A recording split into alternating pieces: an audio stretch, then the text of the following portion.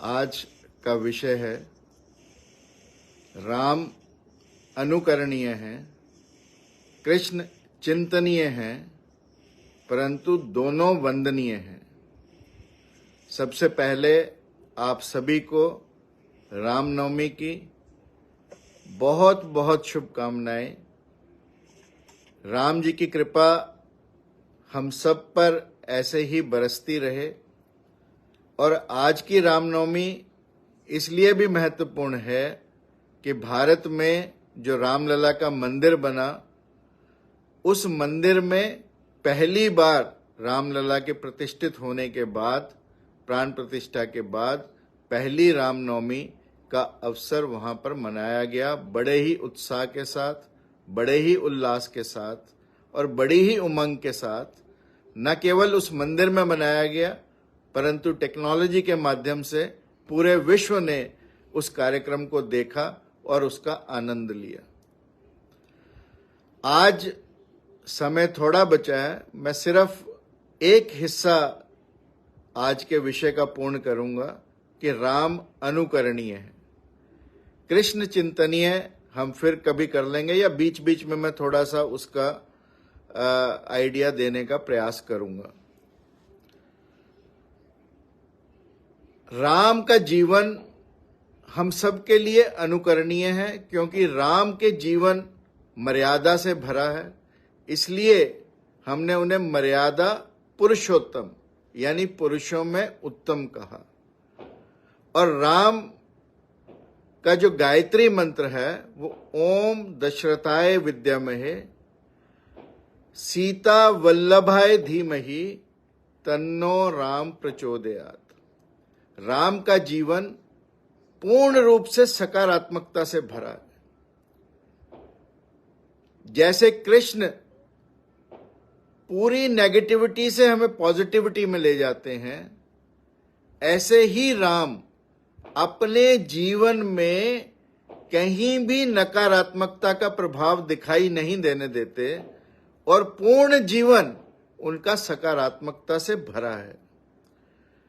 छोटी सी बात उनकी सकारात्मकता की मैं बताता हूं कि जिस भाई की वजह से उन्हें वनवास हुआ और वो भाई उनसे मिलने जंगल में आ रहा है, उससे एक दिन पूर्व वन देवी ने भगवान राम से पूछा कि कल अनेक अयोध्यावासी, तुम्हारे भ्राता, तुम्हारी माताएं यहां पर पधारेंगी, कोई खास व्यवस्था करनी हो तो बताएं।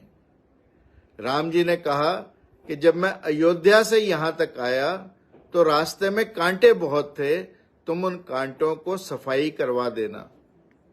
वन देवी को बड़ा आश्चर्य हुआ कि राम जिस राह से आ चुके हैं वापस उस राह पर जाना नहीं, फिर उस रास्ते की सफाई क्यों? तो वन देवी को लगा, तो उन्होंने सवाल किया भगवान राम से। तो उन्होंने कहा कि देखो, भरत उधर से आएगा। अब वन देवी को लगा कि भरत तो राजा है, किसी सवारी पर आएगा, नंगे पांव तो आएगा नहीं। फिर भी राम का अभिप्राय क्या है? तो तब राम जी ने कहा कि देखो, मुझे इस बात की चिंता नहीं है कि वो कांटे भरत को चुभेंगे। मुझे चिंता इस बात की है कि उन कंटीले पत्थरों को और कांटों को देखकर भरत का हृदय यह सोचकर विदीर्ण होगा कि ओहो, मेरे बड़े भ्राता को इस राह से गुजरना पड़ा। तो मैं नहीं चाहता कि भरत के दिमाग में, भरत के मन में, भरत के हृदय में कोई ऐसी बात आए कि उसका बड़ा भ्राता दुखी है। ये है प्रभु श्री राम की सकारात्मकता, कि कोई और भी उनके बारे में नकारात्मकता का भाव ना लाए। ये सकारात्मकता प्रभु राम की है। So first thing we learn from the life of lord Rama is, and which is worth अनुकरणीय following, is the attitude of lord Rama. The second thing is the boldness of Lord Ram. 16 साल की उम्र में विश्वामित्र दशरथ जी से उन्हें मांगने आए कि जंगल में अनेक राक्षसों ने आतंक मचाया है, तो राम को मेरे साथ भेजो ताकि उन राक्षसों का वध किया जा सके और हमारी सनातन परंपरा, हमारी यज्ञ परंपरा निरंतर चलती रहे, अन्यथा वो व्यवधान करते हैं। और तब दशरथ ने कहा कि विश्वामित्र जी, आप तो स्वयं इतने सक्षम हैं, किसी पर धूल डाल दें तो वो स्वाह हो जाए, तब मेरा पुत्र क्यों?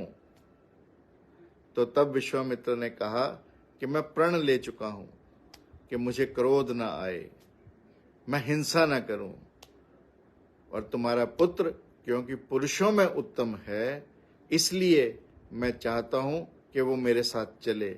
तो राम ने 16 वर्ष की आयु में ताड़का जैसे राक्षस, सुबाहु जैसे राक्षस, मारीच, कबंध ऐसे राक्षसों का अंत वन में विश्वामित्र के साथ किया। ये राम का साहस है। तीसरा, राम के संस्कार, राम का कल्चर।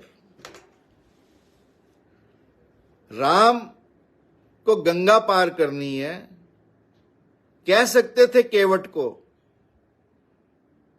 कि नाव लेकर आओ, परंतु नहीं, केवट से नाव को मांगा, केवट से अनुनय विनय किया, केवट से प्रार्थना की कि तुम हमें नदी के उस पार ले चलो। जब समुंदर के किनारे पहुंचे तो समुंदर का भी यज्ञ किया, समुंदर से प्रार्थना की कि तुम हमें रास्ता दे दो। और जब 3 दिन की प्रार्थना के बाद समुंदर नहीं बाना, तो तब राम ने उसे सुखाने का निर्णय किया। तब समुद्र देवता उनके सामने प्रस्तुत हुए और उन्होंने कहा कि यदि मैं रास्ता छोड़ता हूं और यदि आप ब्रह्मास्त्र चलाते हैं और समुद्र के पानी को सुखाते हैं, तो इस सृष्टि के जो 5 तत्व हैं उनमें से एक तत्व समाप्त हो जाएगा।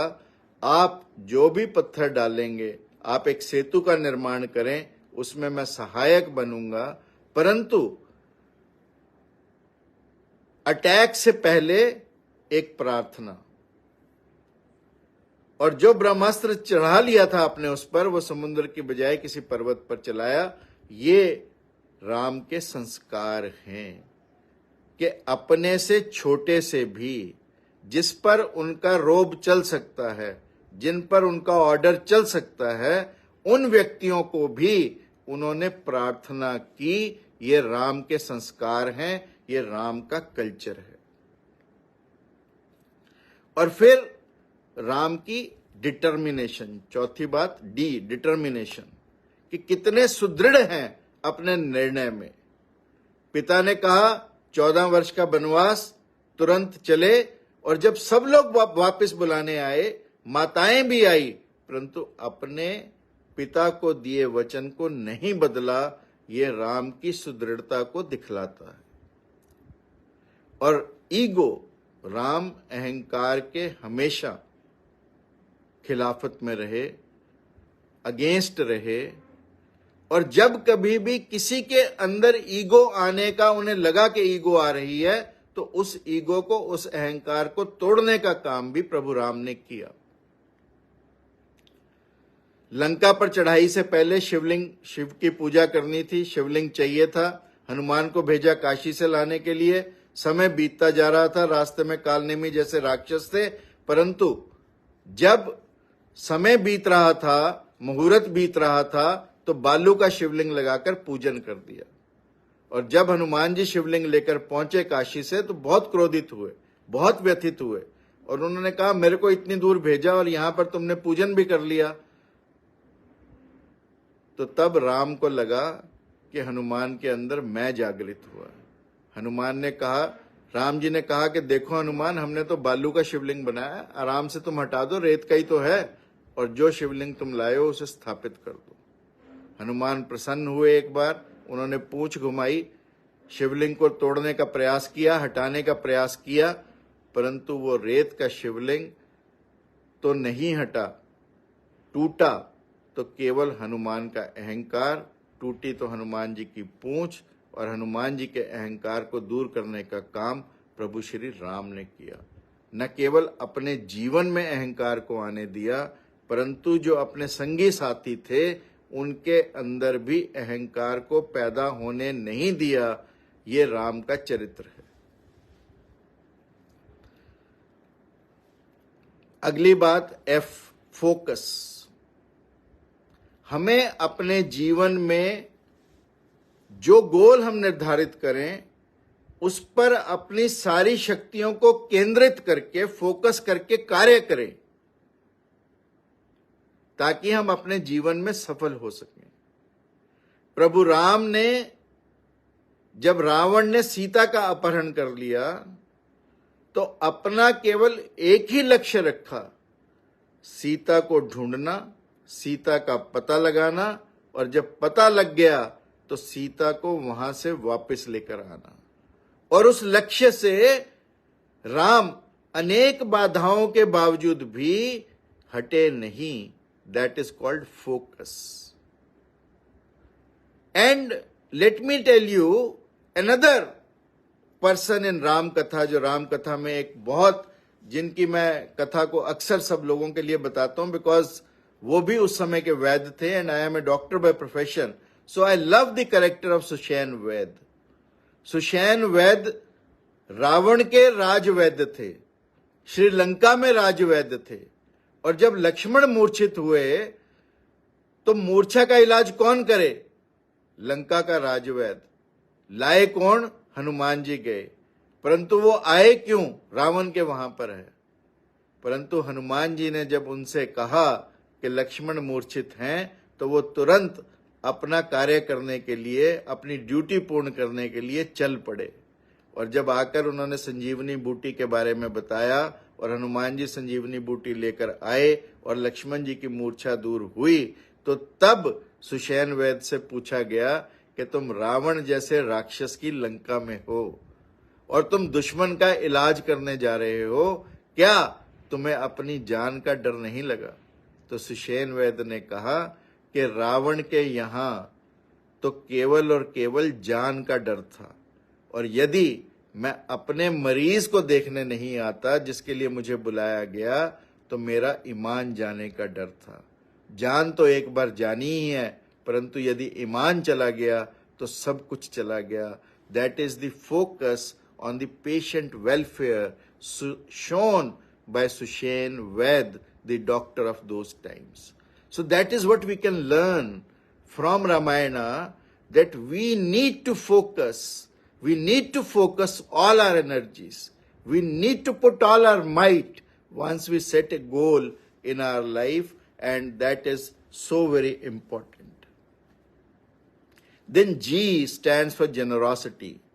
आप राम की जेनरोसिटी देखें, राम की सज्जनता देखें। मेघनाद का कटा सिर राम के तंबू में है, दुश्मन का बेटा है, उसका कटा सिर राम के यहां पर है। मेघनाद की पत्नी सुलोचना मांगने आती है और प्रभु राम बड़े हर्ष से उसका सिर लौटा देते हैं। यानी सुलोचना, मेघनाद की पत्नी, अपने पति का सिर मांगने आती है कि मैं सती होना चाहती हूं अपने पति के साथ। और राम की सज्जनता देखें, सबसे बड़े दुश्मन के, और बेटा भी दुश्मन, जिसने लक्ष्मण जैसे व्यक्ति को मूर्छित भी किया हो, राम की सेना को इतना नुकसान पहुंचाया हो, फिर भी बड़े सम्मान के साथ उन्होंने सुग्रीव को कहा कि बड़े सम्मान के साथ मेघनाद के सिर को लाया जाए। अब सुग्रीव के मन में प्रश्न था कि सुलोचना को सती कैसे माने। तो सुलोचना ने कहा कि यदि मेघनाद का कटा सिर हंस दिया तो समझ लेना कि मेरा सतीत्व अभी जिंदा है। और कहते हैं कि जैसे ही सुलोचना ने प्रार्थना की, मेघनाद का सिर हंसा। और प्रभु राम ने सुलोचना से यह भी कहा कि तू कहे तो मैं तेरे पति को जीवित कर दूं, तू कहे तो तेरे पति में पुनः प्राण फूंक दूं। परंतु सुलोचना ने कहा कि जिसका वध स्वयं त्रिलोकी के यहाँ हुआ हो, जिसका शरीर स्वयं त्रिलोकी के यहाँ पर हो, उससे बड़ा इस जीवन में पुण्य नहीं हो सकता। और ये प्रभु राम की सज्जनता थी कि दुश्मन को भी, दुश्मन के सर को भी ससम्मान उसकी पत्नी को वापस किया। ये दिखाती है उनकी सज्जनता। और फिर राम उनकी सत्यता देखें, उनकी ऑनेस्टी देखें कि बाली को मारा, छुप कर मारा। सबने प्रश्न किए, बाली ने भी प्रश्न किया मरने से पहले, मैं बैरी सुग्रीव प्यारा, मुझे क्यों मारा? तो राम जी ने कहा कि देखो, तुमने अपने कर्म ऐसे किए। क्यों? शास्त्र कहते हैं, अनुज वधु भगनी सुत नारी, ये चार, सुनो छठ, ये चार कन्या समचारी, इन्हें कुदृष्टि बिलोकत जोई, ताकू बधे कोई पाप ना होई। कि मैंने जो कुछ किया वो शास्त्र सम्मत किया है। शास्त्रों में ये लिखा है कि जो छोटे भाई की पत्नी के साथ व्यभिचार करता है उसको मारने में कोई पाप नहीं है। और सामने तेरे इसलिए नहीं आया कि तुझे वरदान मेरा ही दिया है, तुझे वरदान परमात्मा का ही दिया है कि जो तेरे से लड़ाई करेगा उसकी आदि शक्ति तेरे अंदर आ जाएगी। और वो आदि शक्ति यदि मैं तेरे सामने आता तो तेरे अंदर मेरी आदि शक्ति नहीं आ सकती थी। इसलिए विधि का विधान खराब ना हो और विधि का विधान पर लोग हंसे नहीं और विधि के विधान में कोई विघ्न ना आए, इसलिए मैंने तुझे छुपकर मारा। ये प्रभु राम की ऑनेस्टी है कि वो वहीं पर सत्यता से हर बात को प्रकट करते हैं और बाली का वध करने में भी कोई दोष नहीं है जब उन्होंने ये बात शास्त्र सम्मत बताई। फिर सबसे बड़ी बात कि इंटेंशंस देखो आप, आई स्टैंड्स फॉर इंटेंशंस, प्रभु राम की इंटेंशंस। बाली को मारा, किष्किंधा का राज्य स्वयं ले सकते थे परंतु नहीं लिया, उसके भाई सुग्रीव को दिया। लंका पर विजय ली, सोने की लंका थी, किसी का भी मन ललचा जाए, परंतु राम ने वहां भी राज्याभिषेक विभीषण का किया। एंड बिलीव मी, तब से भारत की ये पॉलिसी हमेशा तक चली आ रही है रामायण काल से कि भारत ने कभी भी किसी देश पर अपने आप से अटैक नहीं किया। उसको लोगों ने कमजोरी भले ही माना हो, परंतु the examples which have been set by Lord Ram कि हमने किसी को हड़पने का प्रयास नहीं किया, ऐसा प्रभु राम ने दर्शाया। और उनकी इंटेंशंस, उनकी जो नीयत है, that was absolutely clear कि लंका विजय, विभीषण को राज तिलक, किष्किंधा विजय, बाली का वध, सुग्रीव का राज तिलक, ये राम की इंटेंशंस है। और ऐसी क्लियर इंटेंशंस हमें भी अपने पारिवारिक संबंधों में, अपने समाज के संबंधों में, अपने राष्ट्रीय संबंधों में और अपने अंतर्राष्ट्रीय संबंधों में लानी चाहिए कि हम बिल्कुल साफ नीयत से काम करें। और फिर जे स्टैंड्स फॉर जस्टिस, न्याय। राम न्याय प्रिय थे और राम ने इस न्याय को करने के लिए युगों की गति को बदल दिया। कहते हैं कि गौतम ऋषि के श्राप से अहिल्या पत्थर की हुई और कहा गया कि राम आएंगे, तेरा उद्धार करेंगे, परंतु वो सतयुग की घटना थी। अब बीच में द्वापर है, फिर त्रेता, राम आएंगे। परंतु एक भक्त की व्यथा है, एक भक्त का उद्धार करना है, उसको न्याय दिलाना है, knowing fully well that what has happened to Ahilya is totally wrong. तो राम ने युगों की गति को बदला। त्रेता पहले आया द्वापर से, इसलिए सतयुग, त्रेता, द्वापर गिनते हैं हम, अन्यथा द्वापर और त्रेता होना चाहिए था। परंतु अहिल्या के उद्धार के लिए न्यायप्रिय राम ने युगों की गति को बदला ताकि एक भक्त का उद्धार हो सके। ये राम का न्याय है। और राम ने अपने जीवन में कभी ईर्ष्या को नहीं रखा। भरत का उदाहरण जैसा अभी महाराज जी कह रहे थे बार बार दिया। रघुपति कीनी बहुत बढ़ाई, तुम प्रिय भरत सम भाई। लक्ष्मण छाया था उनकी, हमेशा रहा उनके साथ, परंतु कहा क्या, तुम प्रिय भरत सम भाई, कि भरत को बुरा ना लगे, भरत ये ना सोचे कि राम के मन में भरत के प्रति कोई आशंका है, कोई संदेह है, कुछ गलत है, तो इसलिए हमेशा कहा तुम प्रिय भरत सम भाई। और फिर काइंडनेस, राम की दयालुता देखें। जटायु राम की सेवा में राम के लिए शत विकसित हुआ, रावण से युद्ध किया, और शत विकसित जटायु राह देख रहा है कि प्रभु राम आएंगे, उनको बताऊंगा कि रावण सीता को किस दिशा में लेकर गया। और जब जटायु से राम मिलते हैं, देखते हैं जटायु की हालत, जटायु के सिर पर हाथ फेरते हैं। पहले तो उसे कहते हैं कि तू कहे जटायु तो तुझे जिंदा करूं, परंतु जटायु कहता है कि मेरा अंत त्रिलोकी की गोद में जा रहा है, उस परम पिता परमात्मा की गोद में से मेरा जीवन जा रहा है, इससे अच्छा सौभाग्य किसका हो सकता है। परंतु जटायु ने तब तक प्राण नहीं त्यागे जब तक उसने भगवान राम को सीता माता का पता नहीं बताया। और भगवान राम की इस दयालुता को देखकर कि जटायु के लिए उन्होंने आंसू बहाए, उसके खून को अपने आंसुओं से धोया, तो तब तुलसीदास जी ने लिखा, तात करम निज ते गति पाई, परहित बसा जिनके मन माही, तैकू इस जग में कछु दुर्लभ नाही। कि जिन लोगों के मन में परहित की भावना बसी है, उनको इस जीवन में कुछ भी मुश्किल नहीं है। और फिर लॉयल्टी, आप देखो अपने जीवन में पूर्ण लॉयल्टी को निभाया। जिन जिन ने उनकी मदद की, चाहे वो निषाद राज थे, अगर राम की कोई गेस्ट लिस्ट थी अयोध्या में राज्याभिषेक के समय, तो उनमें सबसे पहले निषाद राज थे।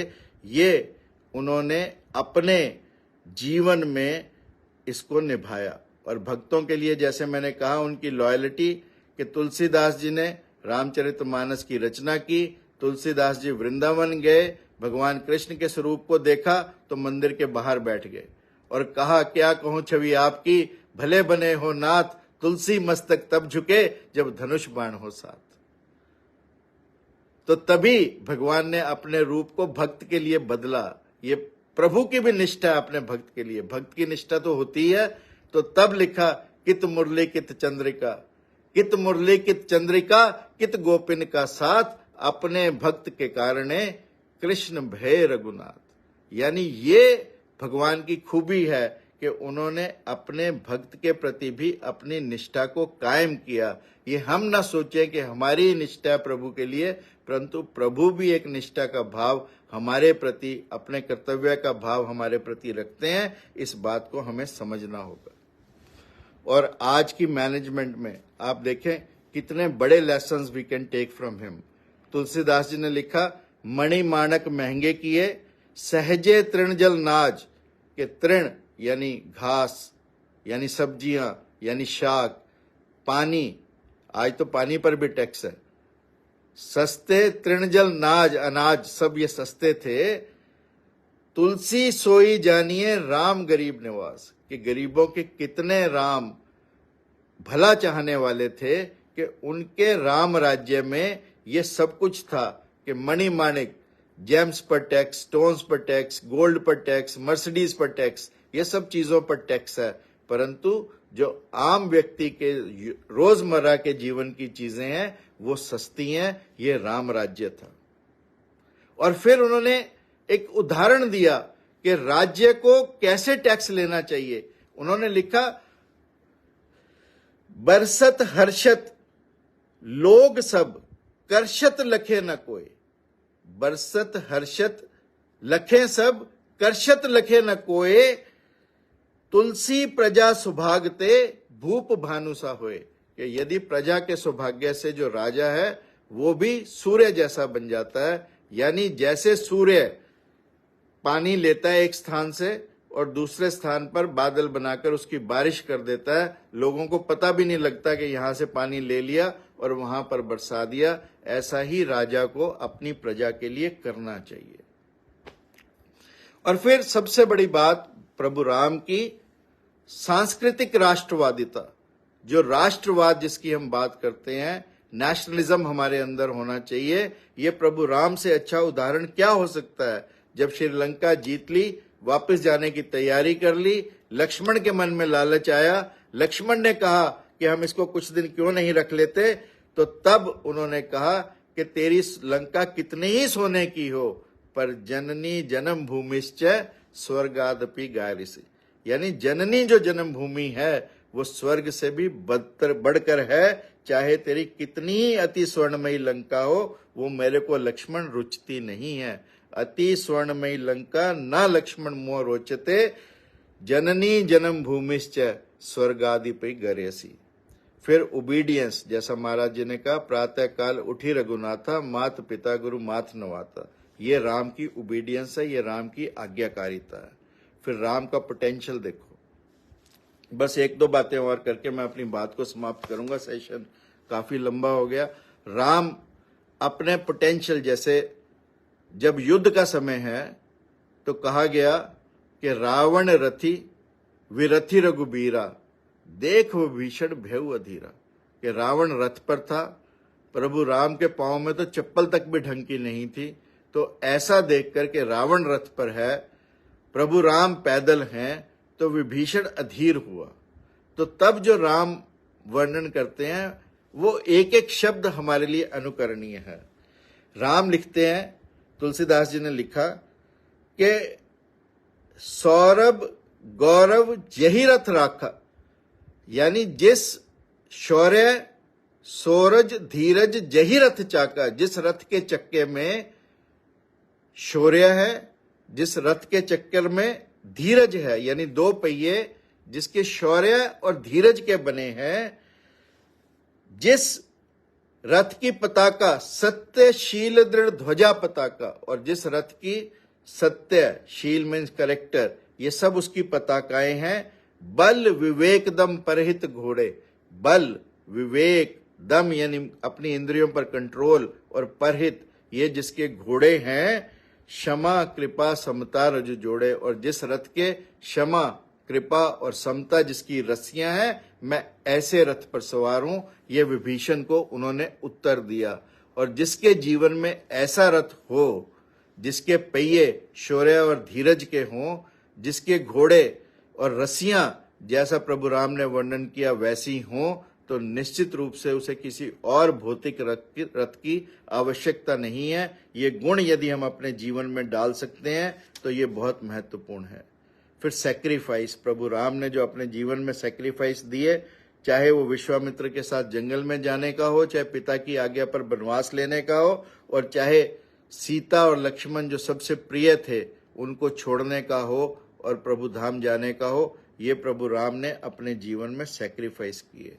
और प्रभु राम अबिक्यूटस है, अपने कण कण में हम कहते हैं राम है। और प्रभु राम का जो विजन है, जो राम राज्य का विजन है, गांधी जी ने भी लिखा, और हमारा संविधान भी यदि आप देखेंगे, भारत का कॉन्स्टिट्यूशन एक एक शब्द पूरे का पूरा राम राज्य को उल्लेखित करता है, राम राज्य के बारे में बताता है। और यदि हम अपने संविधान को ढंग से लागू कर पाए तो निश्चित रूप से हम अपने देश में राम राज्य ला पाएंगे।